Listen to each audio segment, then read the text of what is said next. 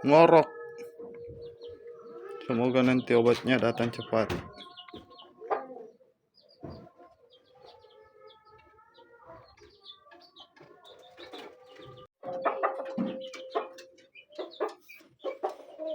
Akibat ngorok, ayam jadi lesu, malas makan.